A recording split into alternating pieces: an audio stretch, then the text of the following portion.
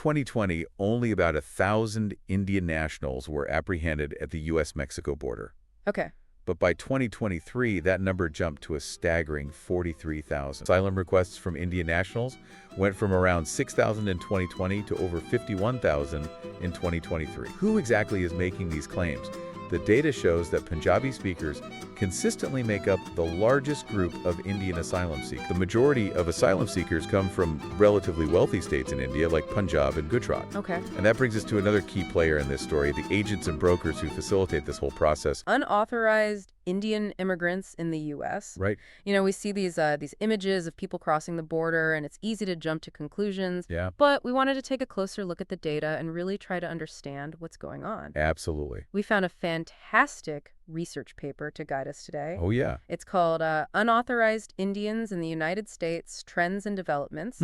You know what I found really interesting? Yeah. Is that the data kind of paints a more complex picture than you might expect just from seeing those headlines about border crossings. So let's start with the basics. Like, how many unauthorized Indian immigrants are we actually talking about here? Well, that's where it gets a little tricky. Okay. The official DHS estimates put the number at about 220,000 in 2022. Okay.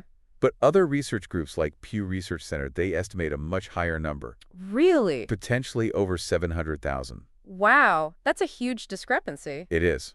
Why such a big difference? Well, it comes down to how these numbers are calculated. I see. Researchers use something called the residual method, which basically means they take the total number of foreign-born people and then they subtract the ones we know are here legally. Okay, so it's kind of like a process of elimination. Exactly. But it sounds like there's a lot of room for error. The bottom line is we don't have a perfect picture of the exact numbers. Right. But even with that uncertainty, the trends themselves can still reveal a lot. Oh, absolutely. Okay. And one of the most striking trends, 2020, only about 1,000 Indian nationals were apprehended at the U.S.-Mexico border.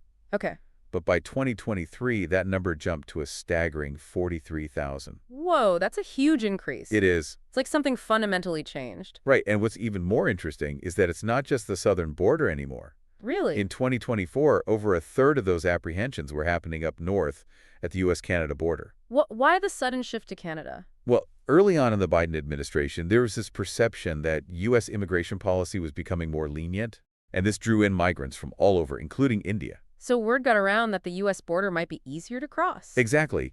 And on top of that, there was this specific scheme involving fake student visas to Canada. Oh, wow. People would enter Canada posing as students, then cross into the U.S. I see. The Globe and Mail actually reported that almost 20,000 Indians were part of this scheme. So it's not just random individuals deciding to cross the border. Right. There's a whole network of facilitators and strategies at play. It is. And of course, this influx eventually led to political pressure, and the Biden administration ended up tightening border controls. Makes sense. It's a reminder that immigration policy is constantly in flux, Right. influenced by all sorts of factors. Okay, so we've got people crossing the border, and many of them are seeking asylum. Right. How big of an increase are we talking about? It's another dramatic jump. Asylum requests from Indian nationals went from around 6,000 in 2020 to over 51,000 in 2023. Wow, so it's mirroring that surge in apprehensions. It makes sense when you consider that under U.S. law, if you're caught crossing the border illegally, Yeah. you can claim asylum and potentially avoid being immediately deported. Right. Who exactly is making these claims? The data shows that Punjabi speakers consistently make up the largest group of Indian asylum seekers. So a specific region of India is driving this trend. That's right, and although Punjabi speakers have always been a significant portion, Hindi speakers have also seen a big increase in recent years. Okay. But here's the thing, the paper argues that a lot of these asylum seekers might not actually be fleeing persecution, but rather seeking better economic opportunities. Interesting. You'd think asylum would be for people escaping danger, not just looking for a better job.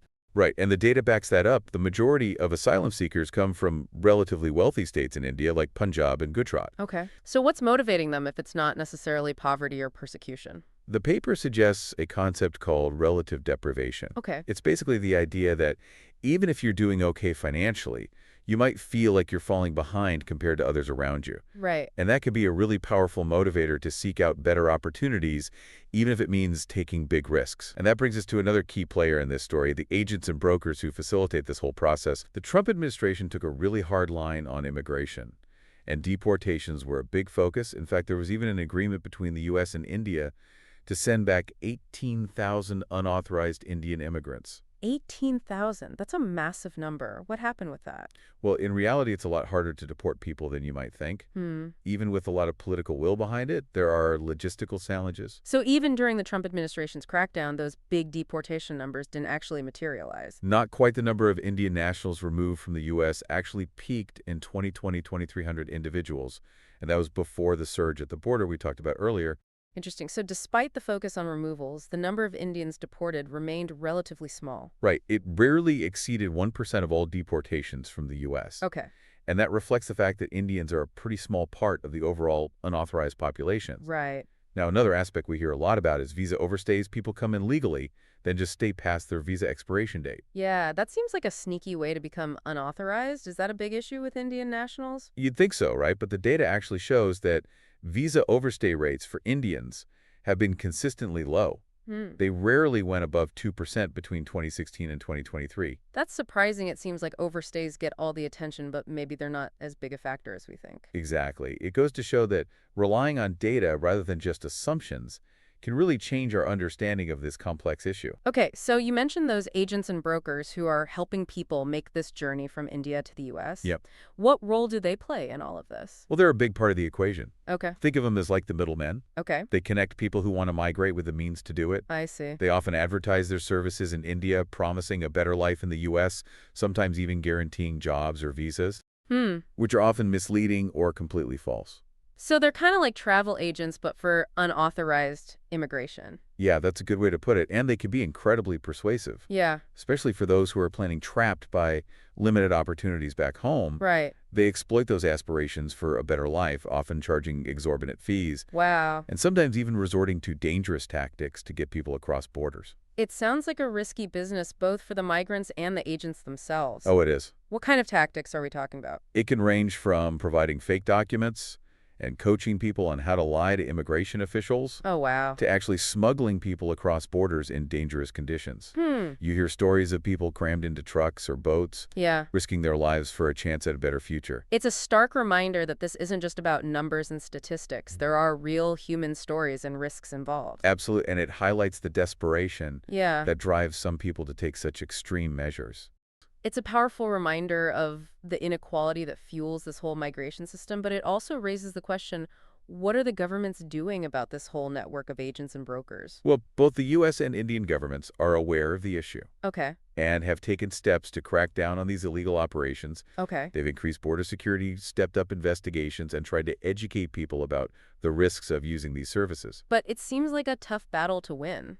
It is. These networks are often well-organized and adaptable. Yeah. They can shift their routes and methods to avoid detection. Right. Plus, there's a constant demand for their services as long as people feel compelled to migrate, regardless of the risks. How have U.S. policies and perceptions influenced these migration patterns? It swings back and forth between periods of greater openness and stricter enforcement. We already saw that with the initial perception of leniency under the Biden administration, Right. which led to that surge in border crossings. Exactly. Then, as policies tightened, the routes and methods adapted. Right, and it's not just about actual policies, Okay. but also about perceptions. For example, the perception that it might be easy to get asylum in the U.S., Uh-huh. even if your claim isn't legitimate, Yeah. can be a strong pull factor. So it's kind of a self-perpetuating cycle. So how does India fit into all of this? Well, the Indian government faces this tricky balancing act. Okay. On one hand, they have to address concerns about the welfare of their citizens, Yeah. particularly those who are deported from the U.S. Right. There have been reports of harsh treatment and difficult conditions for deportees, which puts pressure on the Indian government to intervene. India has a strong interest in maintaining good relations with the U.S., Right. especially in areas like trade and security. Yeah. But they also have to respond to domestic pressure Right. to protect their citizens abroad. So they're walking a tightrope between diplomacy and domestic concerns. Ex- What specific actions has the Indian government taken to address this issue? Well, they've engaged in diplomatic efforts to advocate for better treatment of Indian detainees and deportees. Okay. They've also tried to raise awareness about the risks of illegal migration and the potential for exploitation by agents. But are those efforts enough to curb the flow of unauthorized immigration? That's a tough question. Ultimately, the drivers of migration are deeply rooted in economic realities and aspirations for a better life. Yeah. Until those underlying conditions change, people will likely continue to seek opportunities abroad, regardless of the risks. So it sounds like a problem with no easy fixes. What are some of the long-term implications of this trend? How might it affect the relationship between the U.S. and India? Well, on the diplomatic front, the potential for friction is definitely there. Okay. The treatment of Indian nationals in the U.S., Uh-huh. especially those facing deportation, Yeah. could become a major point of contention, Hmm. and any escalation of tensions could have ripple effects in other areas of cooperation. So it's not just about immigration, it has the potential to spill over into trade security and other areas of strategic importance. Exactly, and beyond the diplomatic implications, Yeah. there are also broader social and economic consequences. Okay. The influx of unauthorized immigrants can strain social services, Right. create tensions in local communities, Uh-huh. and lead to debates about the impact on the labor market. It seems like this issue touches upon some fundamental questions about globalization inequality and national identity. It's not just about border security, it's about how we manage the movement of people in an increasingly interconnected world. It really is, and it forces us to grapple with some tough ethical dilemmas. Yeah, How do we balance the rights and aspirations of individuals with the need to enforce laws and protect national interests? right. How do we address the root causes of migration while also ensuring that the process is fair and humane? These are questions that will continue to shape the debate for years to come. So we've got this complex interplay of factors driving unauthorized Indian immigration, economic disparities in India, the allure of the American dream, the role of agents shifting U.S. policies, the Indian government's balancing act. It's a lot to unpack. Are there any potential solutions to this, multifaceted challenge? Well, it's important to recognize that there's no magic bullet. One key area is addressing those economic disparities in India Yeah, that are driving so many people to seek opportunities elsewhere. okay. So this means investing in education and job creation, improving infrastructure, and tackling corruption. Right. It's about creating a more equitable society where people feel like they have a chance to succeed. At home. Exactly. That makes sense. If people have viable options in their own country, they might be less likely to risk a dangerous and costly journey to the U.S. Right. But what about on the U.S. side? What can be done to kind of manage the flow of unauthorized immigration? Well, one approach is to focus on strengthening those legal pathways for immigration. This could include expanding visa programs for skilled workers, making it easier for families to reunite, and creating more opportunities for people to come to the U.S. legally.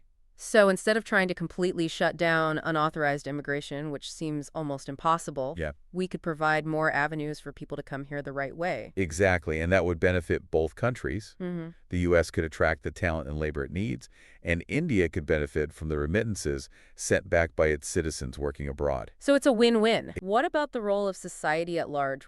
Well, one of the most important things is to challenge those simplistic narratives and stereotypes that often dominate the debate, and understanding the complex factors that drive people to migrate. So it's about moving beyond those polarized us versus them arguments and engaging in a more empathetic and nuanced discussion. Exactly. And that starts with educating ourselves, listening to different perspectives, and challenging our own assumptions. Hmm. It's about recognizing that immigration is a complex issue with no easy answers. What are some key takeaways you want to leave our listeners with today? Well, first and foremost, I hope they come away with a deeper understanding of the complexity of this issue. Yeah. It's not just about border security or enforcing laws.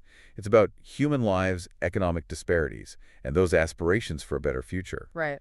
It's also important to remember that there are no easy solutions. Hmm. Finding a path forward requires a multi-pronged approach, collaboration between governments, and a commitment to empathy and understanding from all of us. Until next time, keep learning, keep questioning, and keep exploring the complexities of our interconnected world.